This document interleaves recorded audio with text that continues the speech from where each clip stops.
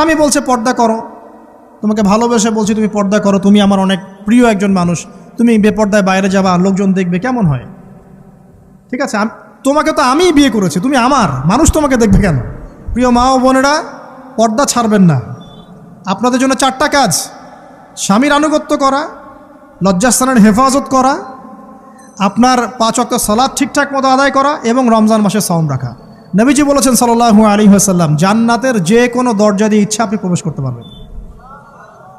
আপনার জন্য সহজ। আর স্বামীর আনুগত্য বলতে আমি বুঝাইনি স্বামীর দাসত্ব করতে হবে, এটা বলিনি।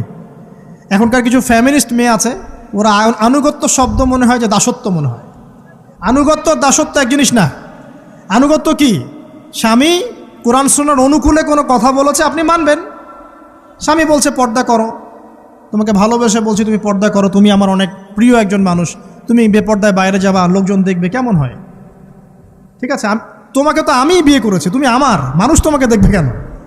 ঠিক আছে, তো এখন স্বামী ভালো কথা বলেছে, আপনি শুনলেন, এটা আনুগত্য।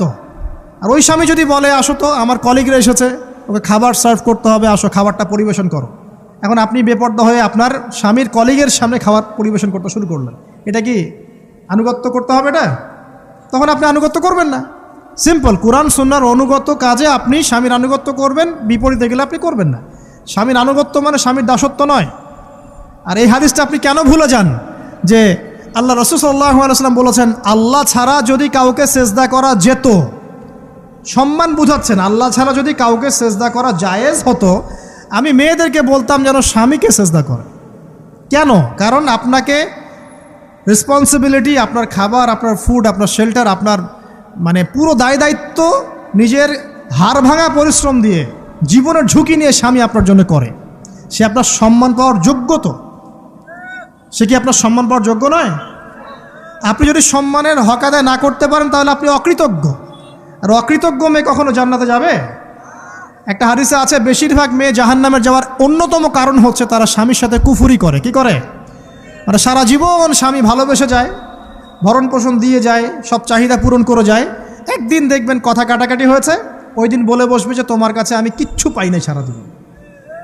এই যে কুফুরি, এই কারণে তারা জাহান্নামে যেতে পারে বেশি। আল্লাহ হেফাজত করুন। আমি আরেকটা কারণ হচ্ছে যে বেপর্দা। আপনাকে 4টা মূলনীতি ফলো করতে হবে। 1, এমন কোনো পোশাক পরবেন না যে পোশাকটা আটো সাটো, যেটা পরলে আপনার গায়ের কাঠামো বোঝা যায়।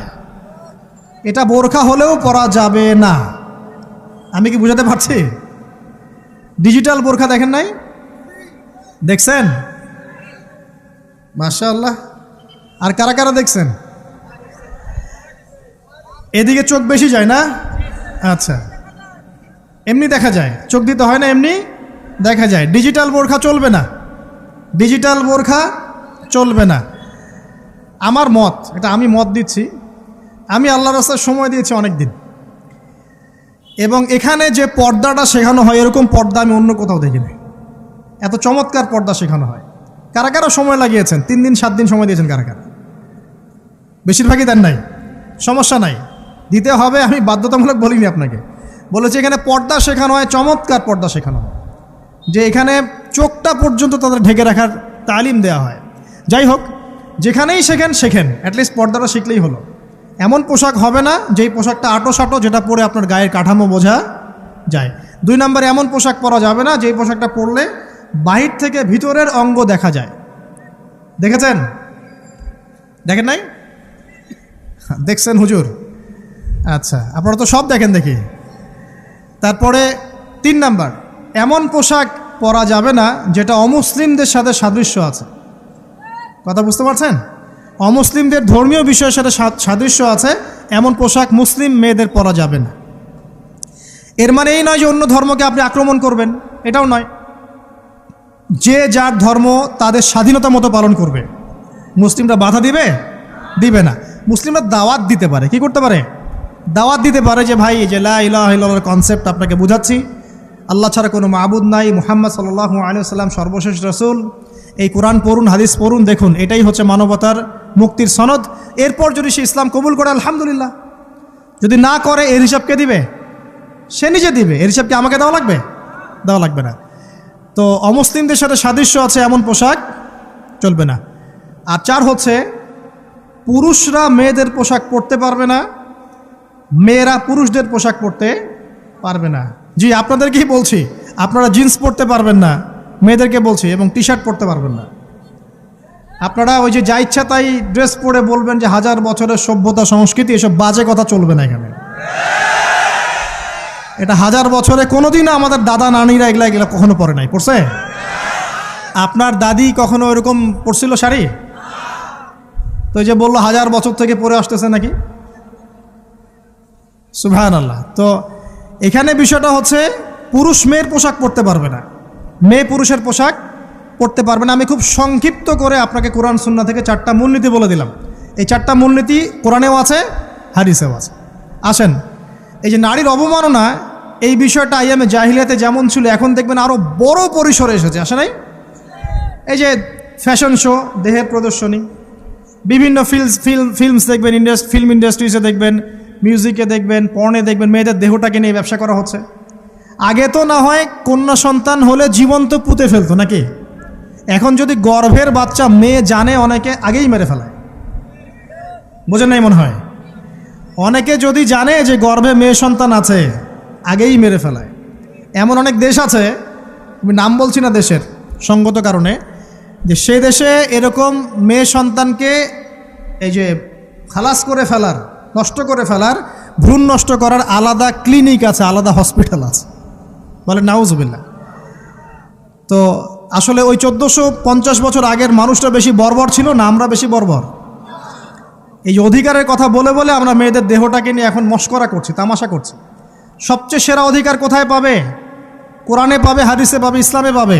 তার পর্দা নিশ্চিত হবে, দেহ সেফ থাকবে, তার ইজ্জত নিশ্চিত হবে, ইজ্জত সেফ থাকবে, তার সম্মান সেফ থাকবে, তাকে রাজরানীর মতো স্বামী বাসায় রাখবে, কারণ সে হচ্ছে তার কাছে সবচেয়ে মূল্যবান প্রিয় বস্তু।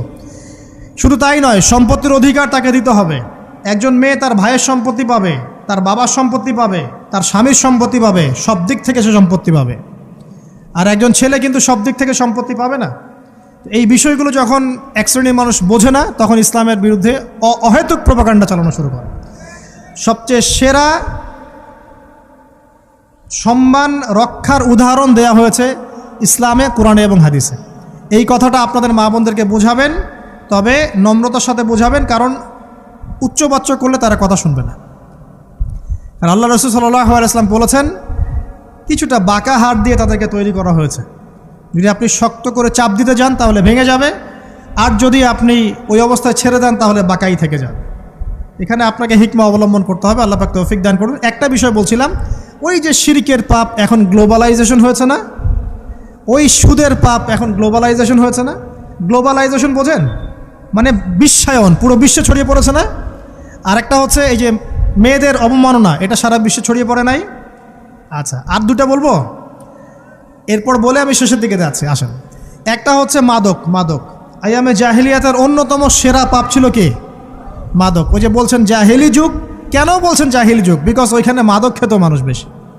এখন বলেন, ওখানে না হয় মক্কায় মাদক খেত মানুষ, এখন সারা বিশ্বে মাদক ছড়িয়ে পড়ে নাই? বেশি না কম? এখন এই যে নতুন নতুন মাদক আসছে, ইয়াবা, আরও নাকি কি আসছে নতুন নতুন, আমরা নামও জানি না। এই যে গাজার নাম জানি, ফেন্সিডিলের নাম জানি, আর কি আছে, হিরোইন বলেন, আর দু একটা, আফিম, আর কি আছে? হ্যাঁ, রেন্ডি, সুবহানাল্লাহ, এই নামও কখনো শুনি নাই আমি। আচ্ছা শোনেন, বিষয়টা হচ্ছে, দেখুন, এই বিষয়টা কি হালাল না হারাম? আচ্ছা, এটাকে যদি আমরা হালাল করে নেই তাহলে কি হবে? কুফরি হবে না শিরক হবে? শিরক কুফর দুটোই হচ্ছে। কিন্তু এখন মক্কার কিছু মানুষ মাদক খেয়েছে বুঝলাম, আল্লাহ রাব্বুল আলামিন ধাপে ধাপে এখান থেকে বের করেছেন। প্রথমে বলেছেন মদ খেয়ে নামাজের ধার কাছে যেও না। হ্যাঁ, তারপরে বলেছেন এই যে মাদকে কিছুটা উপকার আছে কিন্তু বেশি ক্ষতি। তারপর বলেছেন খেয়ে নামাজের কাছে যেও না। তারপর ধাপে ধাপে শেষের দিকে এসে আল্লাহ পাক বলেছেন যে এটাকে ছেড়ে দাও। সূরা মাইদায় পড়ে দেখেন, এটা শয়তানের কাজ। তখন সাহাবায়ে কেরাম রাদিয়াল্লাহু আনহুম পুরোপুরি মাদক থেকে নিজেদেরকে মুক্ত করলেন। এরপরে কি কখনো তারা মাদক ছুঁয়েও দেখেছেন? বরং মাদক দ্রব্য সেবন করলে 40টা লাঠি বেত্রাঘাত করতে হয়, ইসলামিক শাস্তি। কয়টা লাঠি? আর উমর রাদিয়াল্লাহু আনহুর সময়ে 40 লাঠিকে বাড়িয়ে 80 লাঠি করা হয়েছিল। কত লাঠি? 80 লাঠি কিন্তু আরও একটা পাপের শাস্তি আছে, বলবো? অপবাদ, এখন যেটা বেশি দেওয়া হয়, অপবাদ, মিথ্যা অপবাদ, সতী সাধী নারীর উপরে মিথ্যা অপবাদ, এর শাস্তি হচ্ছে 80 লাঠি। আবার 100 লাঠির শাস্তি আছে, 100 লাঠি। এটা কিসের জানেন? জিনা, জিনা। এই যে যারা করছেন, এর শাস্তি হচ্ছে 100 লাঠি, তাও জনসমক্ষে দিতে হবে, গোপনে না। আর 1 বছরের জন্য এলাকা ছাড়া করতে হবে। রজম একটা শাস্তি আছে, রজম। এটা কি? রজম মানে পাথর নিক্ষেপ করে হত্যা। এটা তো বর্বর, তাই না? অমানবিক, মধ্যযুগীয়। এসব কথা শুনছেন না? শোনেন, কিছু কিছু বিষয় আছে যে বিষয়গুলো করার পরে এই পৃথিবীতে মানুষ বেঁচে থাকার অধিকারটা হারিয়ে ফেলে। কথা বুঝতে পারছেন না মনে হয়? কিছু কিছু পাপ আছে, এগুলো করলে পরে মানুষ এই পৃথিবীতে বেঁচে থাকার অধিকারটা হারায় ফেলে। যেমন কোনো বিবাহিত ব্যক্তি যদি জেনা করে, নাউজুবিল্লাহ, কোনো ছেলে যদি কোনো ছেলের সাথে যৌন সম্পর্ক করে, সমকামী করে, বা এটাকে যেটা গে মানে যেটা কি বলে, সমকামিতা, ঠিক আছে, এই কাজ যদি কেউ করে, নোংরা কাজ যদি কেউ করে, কোনো মেয়ে যদি কোনো মেয়ের সাথে এরকম কোনো কাজ করে, একই পাপ। এইসব পাপ করলে পরে এই পৃথিবীতে বেঁচে থাকার অধিকারটা সে হারিয়ে ফেলে। কথা কি বুঝতে পারছেন? আচ্ছা, তখন শাস্তি হচ্ছে আল্লাহ রাব্বুল আলামিন পাথর নিক্ষেপ করে হত্যা করতে বলেছেন। কারণ হচ্ছে সে এত গর্হিত একটা কাজ করেছে যেটা এই শাস্তি পাওয়ার সম্পূর্ণ যোগ্য। এবং কওমে লূত নামে যে কওম ছিল, ওই কওমটাকে আসমানে উঠিয়ে আল্লাহ পাক পাথর বর্ষণ করে এভাবেই শেষ করে দিয়েছেন। জর্ডান একটা দেশ আছে না, জর্ডান, জর্ডানের পাশে ডেড সি নামে একটা জায়গা আছে, ডেড সি, মৃত সাগর। ওইখানে সাদুম নামে একটা গোত্র থাকতো। কোন গোত্র? সাদুম। ওই সাদুম গোত্র এরকম সমকামী ছিল। আল্লাহ রাব্বুল আলামিন লূত আলাইহিস সালামকে পাঠিয়েছিলেন, তারা হেদায়েতের বাণী শোনে নাই। আল্লাহ পাক ওদেরকে আসমানে উঠিয়ে পাথর নিক্ষেপ করে উল্টা দিকে দাফন করে দিয়েছেন। নাউজুবিল্লাহ। তো কিছু কিছু পাপ আল্লাহ পাক সহ্য করেন না, আল্লাহ পাকের আরশ কেঁপে ওঠে। এই পাপগুলো সেরকম পাপ। কথা বুঝতে পারছেন?